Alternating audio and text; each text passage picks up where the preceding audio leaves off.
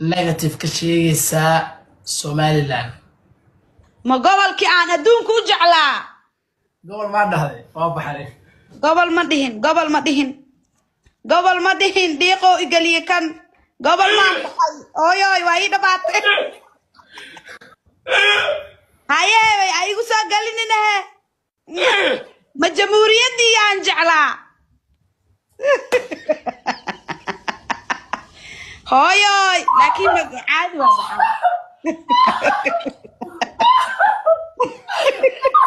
waa kuu sheegay inaad dhiiqi igalinaysid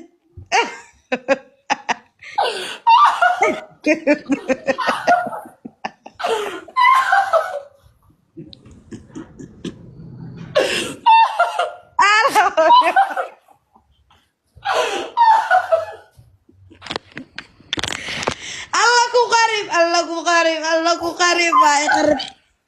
waa caadi waxdu way